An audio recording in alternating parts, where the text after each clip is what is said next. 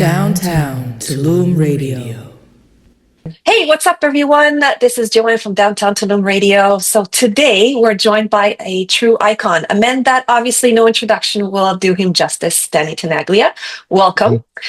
Thank you. No, of course, no worries. So I want to go back at the beginning. I'm sure you've had a lot of chats like this, but let's go back in time. So you've spoken a lot about how Paradise Garage and Larry Levan changed everything for you, of course. What do you remember about your first nights there? How did that space shape you? Okay, well, I started DJing at a very young age. I was just a very young teenager when I discovered it, like 12, 13. I heard a DJ, and I loved records and music and instruments. And I quickly became a DJ. In 1975, I was 16. I got 2 turntables and a mixer. And it was just a year later that disco was coming through, and I started getting a gig in a local bar. And I started to have an understanding of what was happening in nightlife with nightclubs and DJs replacing bands as the entertainment. Instead of getting like 4 songs, they would have a DJ play all night.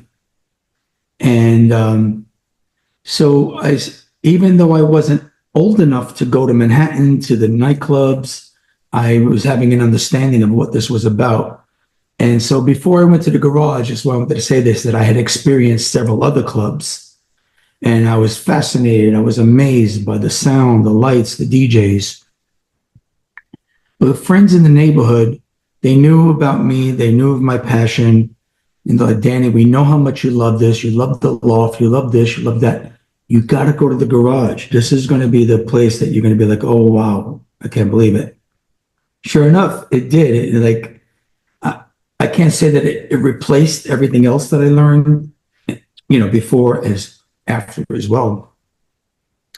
But I always try to explain to people that it was kind of like hearing a great DJ that you love, like David Mancuso at the Loft. And, he's driving this amazing, beautiful, souped up van, with the bed in the back. That was kind of like RV kind of thing. Amazing. When you went to the garage, it was like, now you're in this magnificent 18-wheeler. You're like, oh my God, like the sound is like 10 times the amount of the other clubs. And of course, the mystique of Larry Levan and his style and his soulful, it just captivated me immediately because I had heard so much about it. And I instantly related to what people were telling me, why you will love this place and this DJ. So yeah, I walked in, he was playing Peter Brown, Do You Want to Get Funky With Me? It was early, they were still changing gels and lights. I got there very early as the doors were opening. And I saw the whole operation flip into opening to a 9-hour packed mega party it was very soulful, gospel-y kind of mentality. Not that all the songs were gospel-y, but the way they participated. And it would just give you goosebumps. It was, a form of church for some of these regular audiences. So I grasped onto that. I went for several years, and I acclaim that as the most impressive club and DJ that made the biggest impact on my life. Amazing. You mentioned Paradise Garage, and it takes me back because you mentioned the church feeling, and I mean, that's kind of like the idea of your marathons, you take people on a journey. But before we talk about marathons, you're also part of the New York scene when Studio 54 was at its peak, right? Right. A very different world. So what stood out to you most between the glamour of 54, meeting Michael Jackson, and the raw emotional energy of Garage? Because that's very different,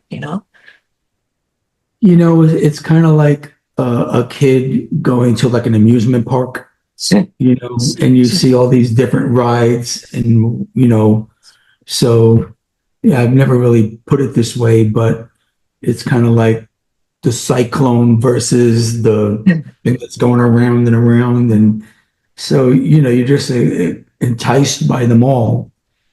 Studio 54 for me was, I was very young still. I was barely 20. And although I did experience when it was like, celebrity parties, I didn't get to go often because I was quite young. I was just barely 18 in 77. And I was a working DJ in Brooklyn. So, I didn't have the kind of money to be a participant. I didn't know that many people. So the reason why I mentioned that is because I didn't meet Michael Jackson until 1984. That was like Studio 54's decline was like after 3 years, I think 77. I think they got busted in like 1980, 81. But then they reopened and it was still Studio 54, but it was not Rebel and it wasn't the whole celebrity thing, but it was still a great club with good music.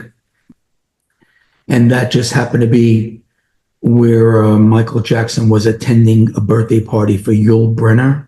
And they had a private area. They bring the curtain down. It was a big theater. Yeah. And I happened to be really good friends with the DJ. I just got there, was in the DJ booth, and I just see like this walkway coming across the mezzanine. And he's walking into the booth, and I'm like, this can't be. And he walked in. He was with his bodyguard. He was with his nephew.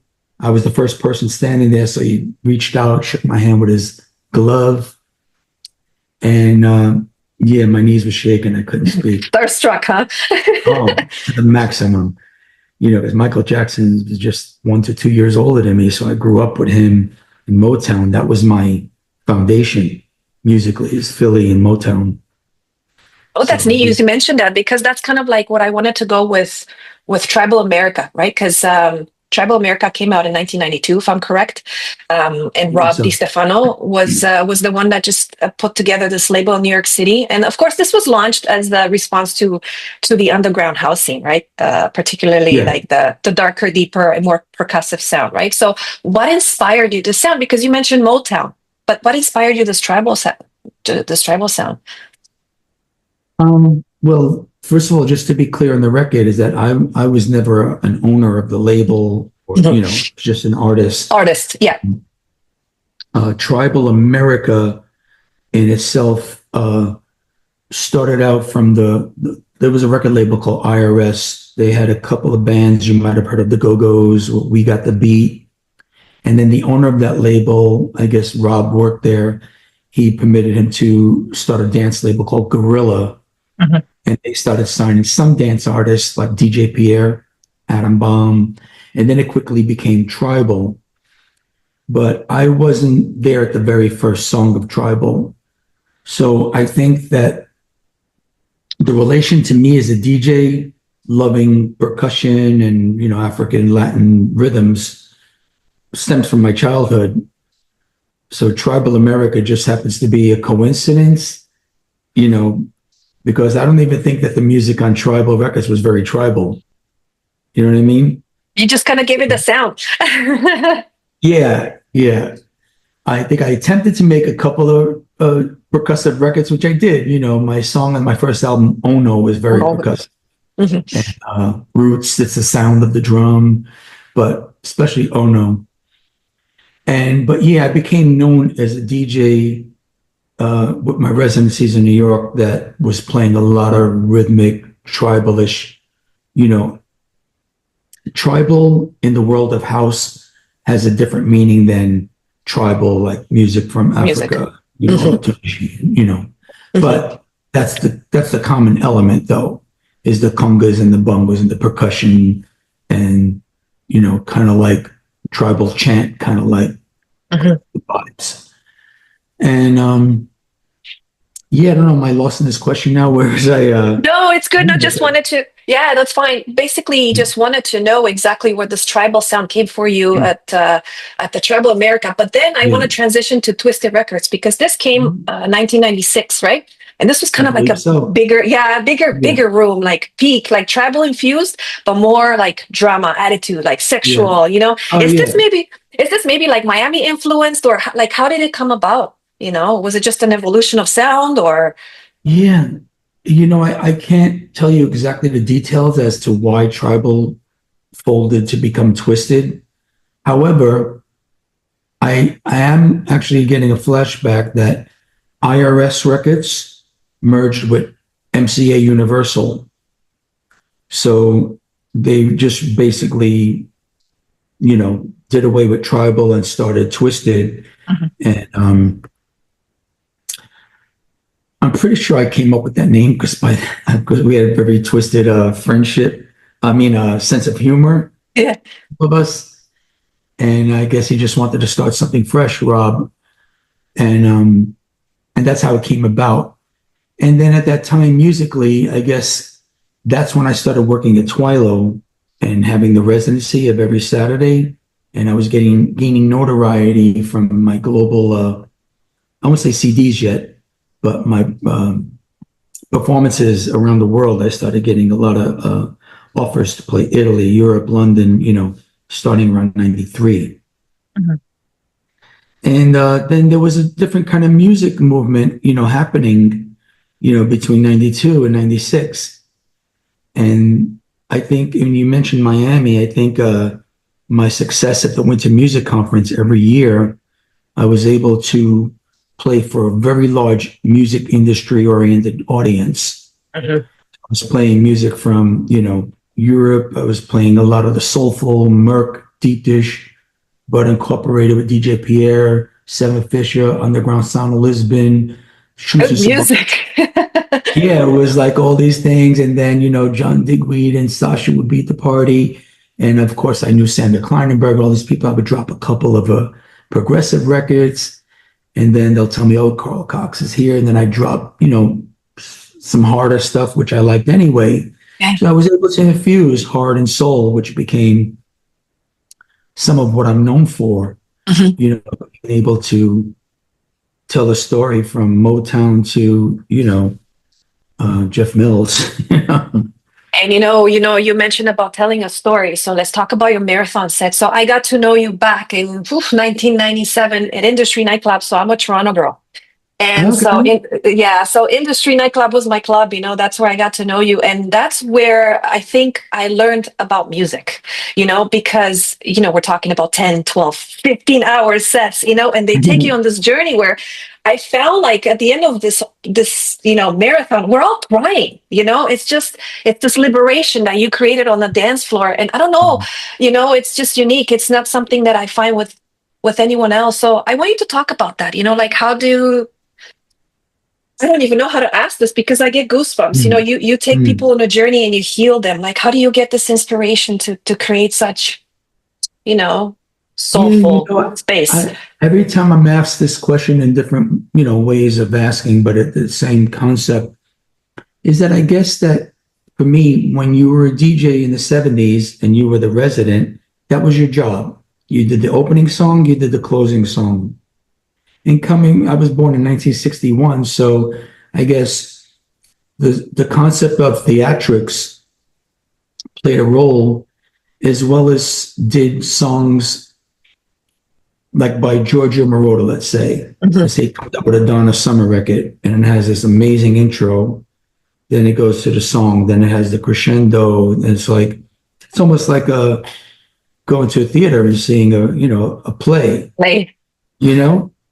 And that's similar concept, or I even joked about it and said it's like going to an amazing 4-star restaurant and you get the appetizer, the entree, the dessert, and delicious wine in between. Exactly. I was looking for the fourth thing, like the wine, Yeah. I think over the years, it probably took me years to, fall into this mode of people understanding me, but I think it's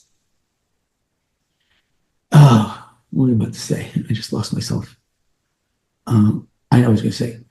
Because I was a DJ from opening to closing for many years, whether it was Miami Lounge, it was called the Miami Lounge in Brooklyn.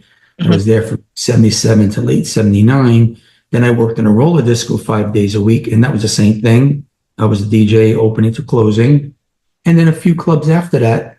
And even when I moved to Miami in 1985, I stayed there for 5 years and moved back to New York. But for 5 years, I worked 3-4 nights a week at a club called Cheers, open till close. And I think what I'm trying to say is that when I do get to do a marathon, I'm trying to not let it be like you're hearing 5, 6, 7 different DJs. I want people to still feel that, not that it's my music that I'm playing all the time, it's very little, but still say, that sounds like Danny. It's still, His that's sound. not my goal, but I think that's what eventually happened with me having this experience in this past, is to say, like me going to the garage at 2 a.m. and 10 a.m., you still knew it was Larry, kind of thing. You know what I mean? Yeah. Well, it's the same with you in the marathon. Like you said, it's may not necessarily be your sound, it's your song, but it's your sound, right? And so people connect with that because it's almost like going to like a spiritual gathering, whatever you want to call it. People go there and they associate with the person that's creating the space. So you created a space, not necessarily maybe with your songs, but with the sound. And so people relate to that. And speaking of songs, I mean, we got to talk about music is the answer, We have to. It's a global anthem. And so who reached out to who? Salida, or you reached out to her? No, it was Rob who, because Salida had a song out on Twisted. I was a DJ at Twilo, and I was championing a lot of music, but especially like the Merc guys. They did Fire It Up, and so many records that eventually became hits on Twisted. And same thing with Deep Dish and Underground Sound of Lisbon, You So Get Up, and others. Why am I keep getting lost in my questions? No worries. It's okay. It's like a journey. It's all good. It's like a journey. Yeah. But I'm forgetting what the original question was. So who reached out to who? You reached out to Salida? I'm so sorry. Yeah. Yeah, it's all good. I was a DJ at Twilo, and all this different music was coming to me that I was handing off to Rob.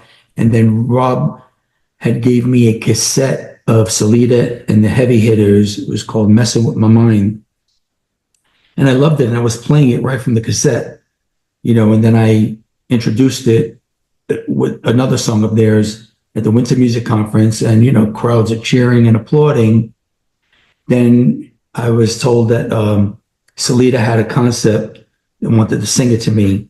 And she's in Chicago, I'm in New York. And as soon as she started dancing, prancing, grooving, I loved it right away. So she is the original composer of the lyrics. And then we met, flew to New York, went to Access Studios, and I put down, just the basic drum track and stuff. And then I started building from that. And one of the reasons why I love that song so much, it was truly equally combined between Salida's lyrics and my music, because I'm not the greatest musician, but I know my way around. I'm just not good with string arrangements and solos, but this song didn't require that. So I did the bass, I did the hook, and the arrangement and the drums, and it was kind of minimal, but it came together. But it was definitely the lyrics that drove it to be what it became. And I guess with the music that accompanied it, it just was one of those lucky things.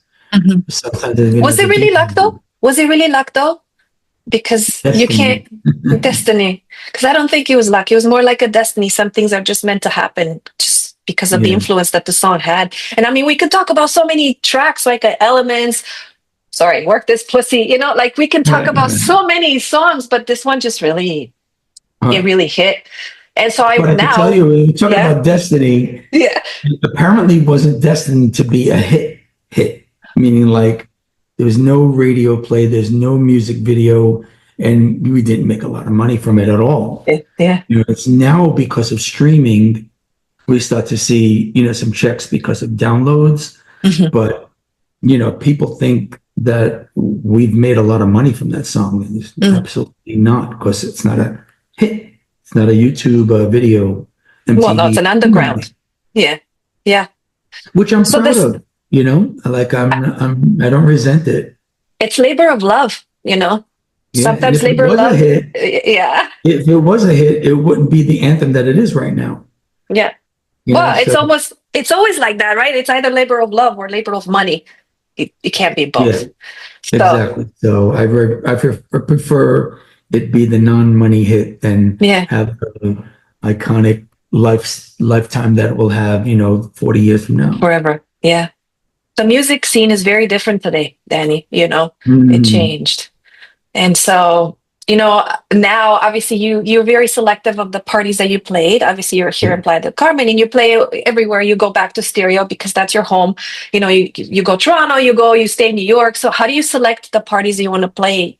Because now, I mean, you've done it all. And so what's your criteria to continue playing? And how do you select the parties you play? Yeah, I mean, it's kind of hard because I do need to make a certain amount of money a year to afford my home, my bills, Lifestyle. Yeah. my manager, my car, health insurance. And sometimes I have to say yes to gigs that I'm uncertain about. Mhm. And the fact that I'm, over 60 now and having been to 50 countries and been to some of the countries so many times in return makes it as less exciting because the traveling is not easy. It takes you sometimes 5 days to go somewhere and play 2 hours. Mhm. Mhm. And so does become a like, how much are they paying kind of thing. I'm not in this for the money. But you have to be because you're an artist, Yeah, per you se, know? like, because if I was in it for the money, I'd be taking all the offers that come my way. I get a lot of Mhm. offers, but some are like, well, do I want to go there? Do I want to play with this artist? Like, I'm Yeah. not sure what they're about. Might Yeah. not be a look for me. Mhm. Yeah. So it balances out, you know, to, I attempt to try to take more of the local gigs, like considering Montreal. I just drove there. I'm there in 5 hours. Mhm. And same thing with Toronto. It's a little further, but if I could just get in my car, not have to deal with airports, leave when I Mhm. want to leave, Yeah. a couple of suitcases in the trunk without having to, you know, The carry stress of it all. on. Yeah. Yeah, yeah. I drive to Washington, D.C. to play. I'm in Miami sometimes, and I bring my car, and then I'll go to Tampa and play. I'll go to Orlando and play. So I'm just trying to avoid saying yes to every offer that comes from me from overseas. And the 50 dream, years. honestly, is to Yeah, work you've done more this in 50 New years. York. Yeah. Yeah. Yeah. But if you, a resident DJ knows this, that if I played every month, even every month, I'd even say every other week, 12 times a year in New York, it wouldn't be considered a special event Mhm. because people start saying, oh, I can hear him in March. Let's go to Time Warp instead, or whatever it might be on the menu. And then I can't make a better amount of money. Mhm. Yeah, it And actually so, decreases the value of you as an artist if you make yeah, yourself available so many times, right? So, yeah. So I'm trying to figure loopholes. I have my stacks now, my 10 big stacks, speaker stacks that are like the garage, and I'm trying to find the home for them. So not only could I play, but I could host other DJs, mhm. but it takes some money, it takes an investment. Yeah. I have a lot of speakers and stuff, but I still need all the amplifiers and the Mhm. manpower because they're very heavy. They need a home Yeah. because we do have parties, but they have to come here with trucks and pick them Mhm. up, put them in the truck. They're very heavy. They're Yeah. like tons of boxes, heavy Yeah. boxes. Yeah. Yeah. So So Danny, you've done this for 50 years, right? You're celebrating 50-year anniversary. How amazing is that? What it's what else is crazy. this? What else is in store for you? Obviously, you want to continue your legacy as far as playing, so people can hear your sound. What else do you have going on as far as maybe personal projects or anything you're working on? I can't say anything really. It's a lot to do with establishing now that I'm, crazy to say it, approaching 65 next year. Amazing. Keep going. Amazing. Yeah, like where is this really going now? I'm a Mhm. cancer survivor, thank God, Yes. Yes. and Amazing. Yeah. over 2 years now, and and I feel great. I'm I don't feel my age at all. I think the music and You don't look at, yeah. the music kept me, vibrant. And so it really is a matter of like, okay, I'm not going to stop, but really is this where I want to live in New Jersey? It's really like I won't say I'm at a crisis, midlife crisis kind of thing, but it does have me thinking like, okay, well, What's your next chapter? yeah, and then you never know what the way things change in the music scene and the industry and social media and politics and wars and it's a level of uncertainty that. So I just say, bless myself every day. This is a new day the Lord has made, and let's just do this one day at a time. With hopes, of a brighter future, but the uncertainty of where we're at with dance music and the different genres and the festivals and the money and the VIP and the sales and the ticket sales and the image and the social media and it's not even about the music anymore. And yes. Yeah, because I put so much into my career over the years, from hustling to record stores and record pools and dirty basements and just accumulating over 20,000 records in my basement. But I don't even use them anymore. I use this as a reference. If this is DJ's careers these days. Yeah. I'm going to show up with this and I'm going to play like 10 songs. We're going to play 90 minutes, make $1 gazillion, and feels like, where's the roots to that DJ's musical, the feel of a vinyl, experience. Yeah. Excuse me.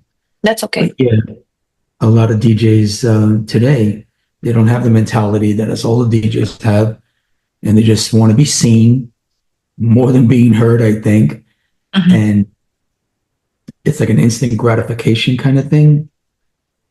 And there's what you were talking to me about earlier when I was saying theatrical, like as far as the journey, there's not much journey because they start and they end with, it's just. Oh, there's no soul. I feel like there's no soul. There's no story behind the journey. You just kind of play music for the sake of playing it, and then until the next DJ comes on. Right. There's no natural crescendos, I believe. Crescendo. The crescendo is the snare roll breakdown. It's not like the instrumentation we've, grown with over the years. Those salsa, Lolita Holloway kind of songs, like, wow. They just, is that I'm getting goosebumps just listening to this. Because I was blessed to grow up with this music. I'm 45 years old, so this music I grew up with, and I feel sad sometimes because I want to go back in time to where you have 4 turntables on bricks and you can actually feel the music. So. That's a lost art. I don't think that'll ever come back, to be honest, because of the music that's made. Yeah, rarely made for vinyl. Mm-hmm. Unless you're at a residency, you can't be sure that the club is going to get it right with the vibration. Everything is 99% CDJ driven pioneers or laptops. Mm-hmm. So you don't have to worry about feedback or vibration or record skipping But that was the essence of it. I know. And I'm glad I lived it for playing vinyl for a good 30 years solid. And then I started incorporating CDs. And then for 10 years now, I've become a trapper DJ, which I kind of love because I incorporate production skills while playing live. Yeah. So I have fun with that. That's what keeps me excited about being a DJ. And original. Yeah. Danny, it's been a pleasure. It really has. Thank you so much for taking me in time and just really teaching me some history of music. And any last words? No, thank you. Thank Omar, especially thank Mexico, because I have to be honest. I'm not even lying to say that I've been blessed with so many experiences around the world, from Tokyo to Germany and playing techno festivals, Berghain, and I could play with the deepest DJs, Frankie Knuckles I played with, but as far as like audience appreciation, again, Miami, Winter Music, Space, New York, Italy, Ibiza. I always tell people that Mexico, as far as like the factor, Mexico is my top three. Amazing to hear. Or really like Montreal and so many combined. Yeah, I don't want to diss any countries because I want to say everybody's in my top 10. But really over the years, from BPM festivals to Playa del Carmen to Cancun. What was the thing that I did Tulum. there? Yeah, Tulum. But there was a Aka Sound Fest. Yeah, okay. I did that with Carl Cox once, and then there was another city where we did a festival, and then up until recently, the last gig was a little Interesting. not the best because I think we didn't have the right sound. Yeah. It was for the city, levels and things. We had to keep it low, and it wasn't as great as a proper venue. But the people, they still show the love and the respect, the appreciation. So, yeah, Viva Mexico. Viva Mexico. Thank you so much again. And I'm excited to see you again live. I don't know where. Toronto, Montreal, New York. And, Okay. And until next time, of course. Thank you so much. Thank you so much. God bless you. God bless you. Thanks again, Bye-bye. guys. Bye. Bye. Downtown Tulum Radio.